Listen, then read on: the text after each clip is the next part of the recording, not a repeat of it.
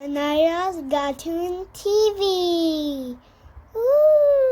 प्यारे बच्चों, एक दफ़ा का जिक्र है, एक शहर में शदीद सर्दी पड़ती थी। अक्सर ही वहाँ पर बर्फ़बारी भी होती थी, जिसकी वजह से लोग काम काज जल्दी फारिग होकर अपने घरों को वापस चले जाते थे, क्योंकि आपको पता है फिर रास्ते भी बंद हो जाते हैं।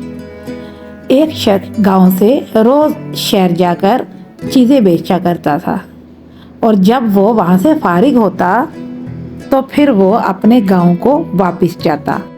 वो अक्सर अपने काम से जब फारिग होता तो शाम हो चुकी होती थी।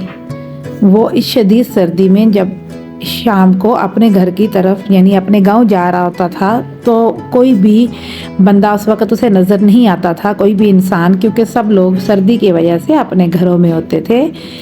एक दिन इसी तरह जब वो काम से फारिग होकर अपने घर की तरफ जा रहा था तो सख्त सर्दी से उस बेचारे गरीब इंसान के हाथ पांव अकड़े हुए थे और वो सर्दी से थर-थर कांप रहा था कि इसी दौरान में उसे एक खाली जगह से गुजरते हुए बर्फ़ पर पड़ा हुआ एक सांप नज़र आया, जो कि सर्दी की वजह से आधा मरा हुआ था और उसमें हिलने जुलने की ताकत भी नहीं थी।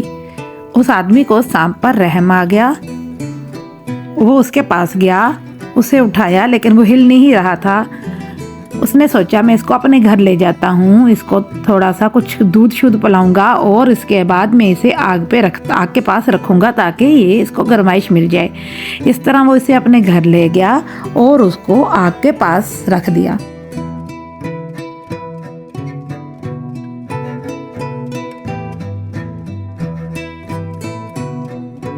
थोड़ी देर बाद गर्मी पाकर सांप में कुछ ताकत आ गई।